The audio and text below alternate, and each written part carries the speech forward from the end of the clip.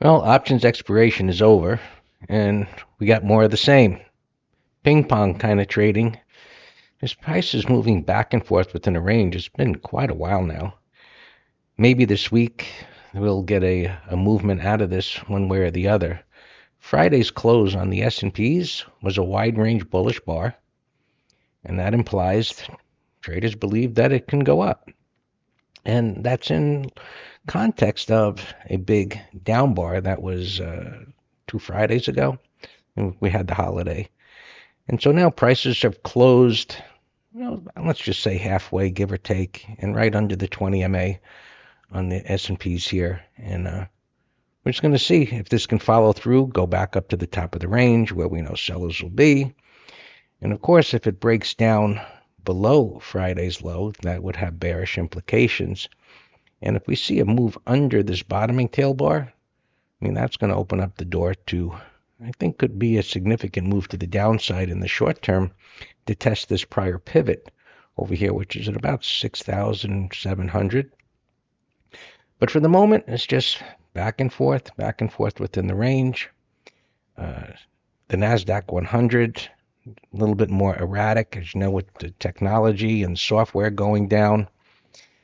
But there are underlying stocks within there that are doing relatively well, and that's keeping things kind of flattish. You can see on Friday, this also had a nice up bar. So there was this buying supposedly on the tariff news, but Trump says now he's upping it from 10% to 15%.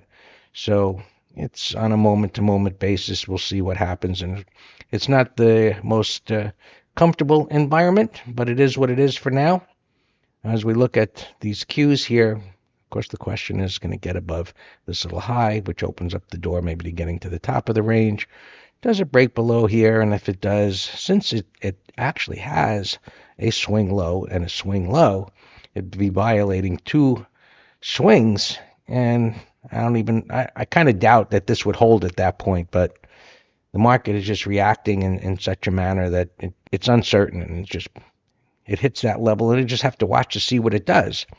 Now, when I see an area of congestion like this, which is, of course, more indecision, and it's gone sideways, let's just call it, 2.5 weeks or so.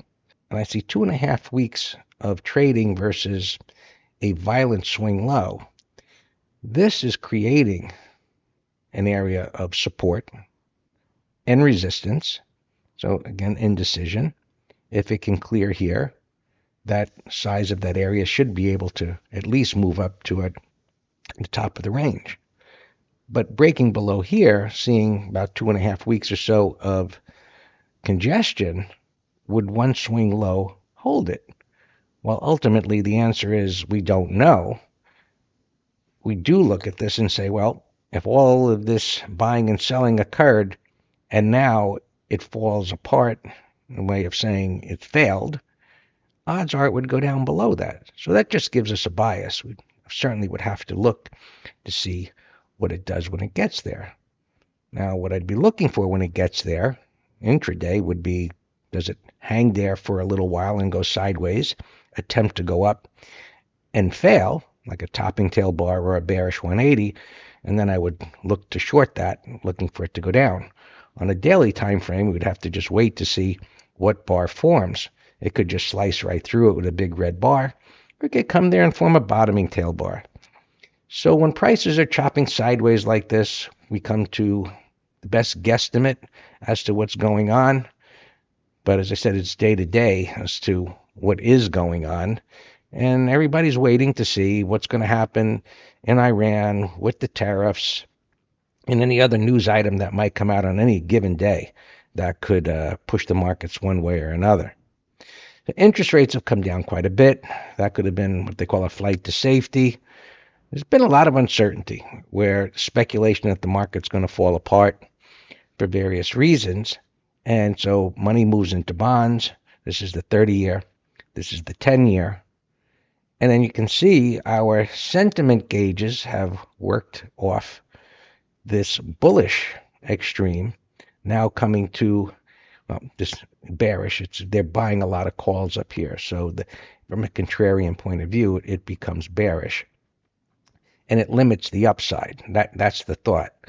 Now, we need breadth to move to an extreme at the same time, and we haven't had that because we have so many sectors that are either flat, others going down, others going up quite nicely. Breadth has just been flat, not doing much of anything. But the sentiment gauges have moved toward bullish levels, more put buying versus calls, and that's a positive. And it's a positive from the point of view of if we did get a sell-off, this wouldn't stop it from happening if it began, but it would theoretically limit the downside. So if prices break here, I would look for this pivot low, and we do have a large area of sideways movement there. So would this hold? In the moment, probably not, but sentiment being where it is, it's one reason to think we wouldn't be going into a bear market type of a situation because option traders are already betting on that. So, of course, we have to see how it unfolds. Now, the dollar and gold. Gold is like one of the best looking charts that I see this week out of the ones that aren't very interesting. And so, as you know, gold was in this big move to the upside. It collapsed, and now it's been rebuilding, going sideways. And on Friday, it had a good day. With everything else, it was up. So the question is, can it clear these highs? And I look at the dollar retesting this pivot high. Last week, I thought maybe this could break lower since this had moved up into a resistance. It pulled back, was consolidating. It never violated any lows, so no harm done. But it moved up. Now it's to this resistance area, and we got a little down bar on Friday. So if the dollar should start moving down, that should give some legs to gold moving back up. And we'll see how that plays out. You can hear by my tonality just a little bit frustration with this market just marking time for as long as it has. And I've seen it before, and we will come out of it. Just need price action to communicate to us that this is it. So Friday is a little bit of a positive, but it's in the middle of the range. And because it was an options expiration, while the tariffs are being blamed for this buying, maybe it isn't, maybe it isn't. Maybe it's just the options expiration got prices up into this area where they stalled. 6,900 has been the middle of this trading range for a while. And we're just going to see what unfolds early in this week. These are the day-to-day put-call ratios. You see the equity down here, down in an extreme. So, again, that's a positive from a contrarian point of view. This is the day-to-day breath. There's nothing going on. I like to look at the S&P on a line chart, but the message is the same. You know, it comes down rather violently. It goes up violently, coming back down. Could this be a higher low? Sure. And going back up to the top of the range. The question is, what does it do when it gets to the top of the range? I know using bar by bar analysis, interpreting that, the price action, the correct price action would be while they'd be selling up there, it goes sideways a bit. Like this started to go sideways. And what we would look for is a correction bar. So rather than it coming down hard like that, if this would have come down and ended with a bottoming tail bar, then we'd look to buy above the highs because we would have a bar that would communicate to us that there was great buying on the dip. Well, there wasn't. It came down really hard. It begins to rebuild. Down here, we had the holiday. It jiggled around options expiration. And now that the options expiration is over, we're going to see, can this market get moving in one direction or the other? The Fed, you use the 13-week Treasury bill as a guide to what the Fed's going to do. They're on hold. They're not going to be doing anything. There's a number of Fed guys talking this week. There's an economic number, big one coming out on Friday. There's NVIDIA's earnings coming out. There's other stocks in the software sector that are going to be reporting earnings this week. So the main focus is going to be NVIDIA and economic numbers on Friday. Let's take a look at other markets. All right. So here's our interest list and what did well last week. Industrials. And this is what we mean when we look at sectors that are, wow, that is in a bull market.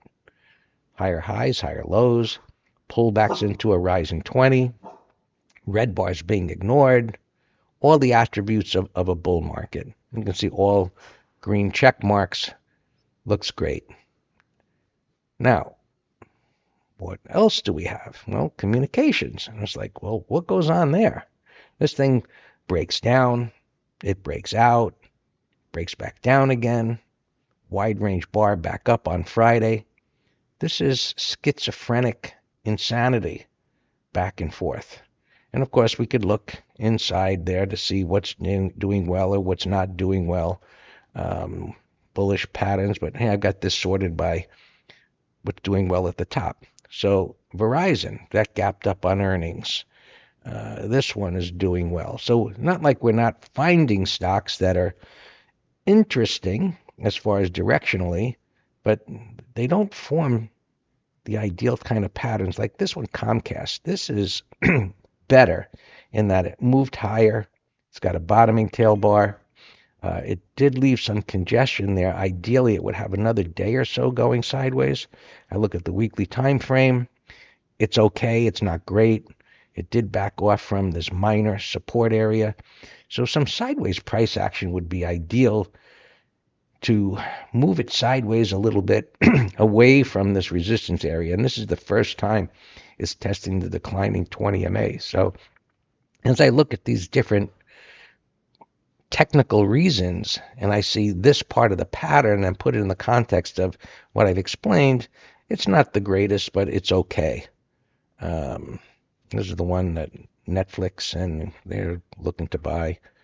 Charter, another one that came off of the low. So money is rotating into beaten down stocks, but we need to monitor these to see as they come down, because it was in a downtrend, and they tend to come down kind of hard. Even though you get this really bullish move higher, bottoming stocks have a high tendency to fall apart again and then begin to rebuild, and that's what creates larger areas of support where they can move up from more sustainable reference points. All right, this is another bad sign. As much industrials look great, financials look awful. Now, coming down to this pivot low, it's beginning to try and hold here. So for nimble traders, this may offer opportunities in the short term, but as a swing trade, this certainly is not my preference because there's plenty of overhead resistance. But what's doing well? Well, CME Group. That looks like new all-time highs. So this is one that could break out. When you get a wide range bar up like this, ideally, a 1, 2, 3 would be great, but you want to set an alert, see if that breaks out above those highs. Another exchange. Interesting that these exchanges are doing so well. That's new all-time highs. Travelers. A lot of insurance companies are not doing well. This, another one, new all-time highs. And so while we see these stocks that look good, I'm going to set another alert up this. I think this will go up this week. Can't break below the lows. We see other sectors that are just being decimated. Another insurer. Let's see if that breaks out. Set an alert above the highs. All right, let's continue. Energy's been doing well. Venezuela, Iran, these are up quite a bit. Price of oil is up quite a bit. Gasoline is up about 20% off of these lows, so there's a little bit of an inflation concern. Hear much talk about that. Spiders we looked at. Consumer discretionary. So we see stocks that are doing well, and then we see consumer stocks break out to a new high, right back down again, holding at a technical level, the 20 MA, got a pivot low. We got a pivot low. A decent day on Friday. Now, Garmin, that was a gap up on earnings. I think Dan did a earnings trade on that in the room. So there are ones that do well. This was on earnings gap. Keep an eye on this one in the future. It's a little too sloppy right now. And you see the weekly chart is dealing with this congestion there. And I'm going to set an alert up here. Set it for a month because it may come back down. If it comes down, I'm going to want to know too. Now, coming down would be okay. Now, toward these pivots, we'll see if it holds. Now, what's doing bad in this sector? We just sort that the other way. And there you have it. So there is such a diversity between what is doing well and what's not. And consumer discretionary bookings. I guess consumers are not traveling. Pool Corp. Here's another traveler. Or maybe this is part of software. AI getting killed. Trucks, cars. DoorDash. It was on earnings. Maybe it's beginning to rebuild. Look to the left. You can keep an eye on this to see if it starts to go sideways. It'll take a little time. Amazon had a good day on Friday. There's an unfilled gap here. So second time on here on earnings, it gapped down and began to rebuild. Here it gapped up and then fell apart. Now here's earnings and it gaps down. And it's in the middle of nowhere. This unfilled gap there is to the left on $200. These are just not patterns that point us in a great direction, meaning, I should say, a confident direction as to that the pattern is going to go in one direction for some period of time. Best Buy, bad. Tesla, pizza. There's kind of a sell setup there. Right? This is what I'm talking about. Keep an eye on this in the future, meaning there was this exhaustion gap. It rallies up into resistance. So a powerful move off of the low. From here to there, and it moves up like 30%. Now it reaches resistance and it starts to roll over. And I'm pointing this out because I would not be surprised to see this come all the way back down here. Now, I don't know if it will, but I know bottoming patterns have a tendency to do that. So you may want to keep an eye on that. All right, let's look around to others.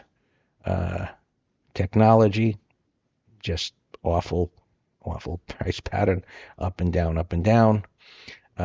This looks great. It's in the ETF letter. I think it's going to continue to go up. No reason for it not to do that because it got a little extended out of a consolidation and it's holding up.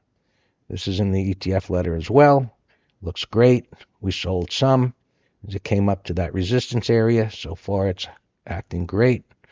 Healthcare, too messy. Materials, that's been in a bull market this year. It bottomed out. And consumer staples. Now, the depth of this retracement here, this is our major support. There's no pivot, but common sense tells us this was a multiple bar consolidation, and the depth of the retracement puts the trend in question. So maybe there's going to be some rotation out of these defensive ones, and we'll be keeping an eye to see if NVIDIA breaks out of this trading range. Now, it's going sideways so far at resistance, and that's bullish price action. You can see it's been going sideways now for quite a long time on the weekly time frame. Now, if the numbers come out good and it can break out, I think that could lift all boats in the technology arena, and we'll keep an eye on these software stocks, which are certainly beaten down. You can see on the weekly chart, maybe one more blip down. What I'd love to see is it break these lows and form a bottoming tail bar and come right back up again. That would be a great pattern for adding. This is in the ETF letter. We'd be adding to that trade.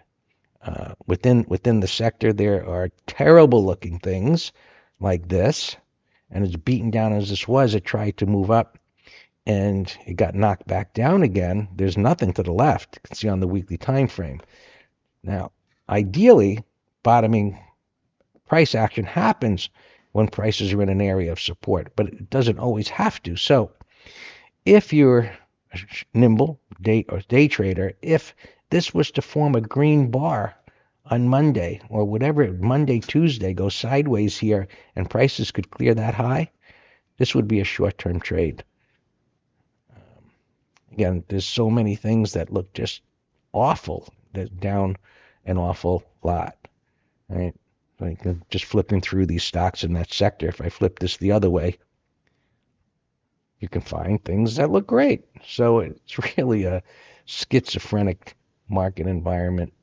All right, let's look at some of these opens. Bitcoin. This is outperforming Bitcoin. It backed off from the 20. It looks okay. If Bitcoin can start lifting up, it'll certainly help. And there's the Bitcoin ETF, which is, let's just call it a triangle, right? It's winding the spring, higher lows, lower highs, to see which way this might break this week. Dollar General just flip-flopping back and forth, nothing to do but wait. Fuel cell, don't love it. It's trying to make a little low there. 20 MA is over the top of its head.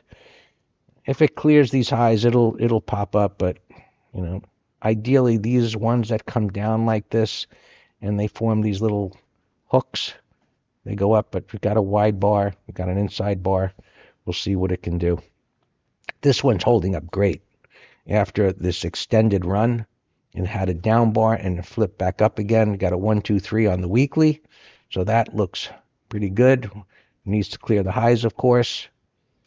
This one, just kind of a grinder. We'll see what it can continue to do.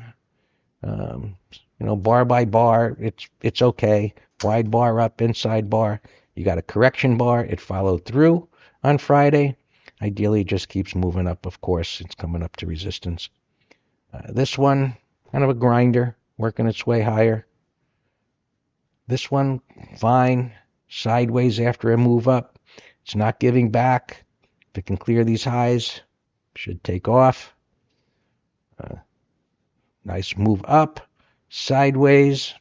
We'll see if it can clear the highs. Question is, has it consolidated enough? We're going to find out. And it's near all-time highs. You got a 1, 2, 3 on the weekly. You can see the monthly there. It takes off. Well, we'll see what it does. No earnings until May. Ideally, now we want to see it stay above that low. This one is a short, and it looks good. There's nothing to stop it from going down. That being said, if this market should find buyers and it rips up, sometimes the things that even look terrible, they move up because no one wants to be short in a market that's ripping higher. If the market S&Ps violate those lows, breaks below here, that's probably going to nosedive, and the ones that look good are more likely to break support too. So, sometimes we have it both ways where a stock will show relative strength as a market falls, like this did. As the market fell, this kept going sideways. And we'll just have to see. Apply bar by bar. This one, and we're going to need a red bar ignored.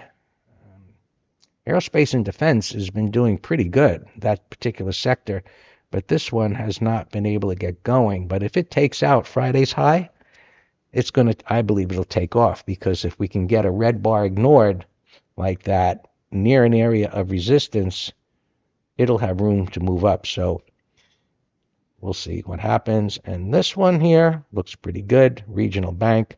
A lot of the regional banks look good. They were in question this week. So this is the regional bank ETF in an uptrend. And then as it started to move up, and it's not that unusual, this pattern, meaning it came down hard. The angle of retracement was steep. We prefer them to be a little bit more controlled.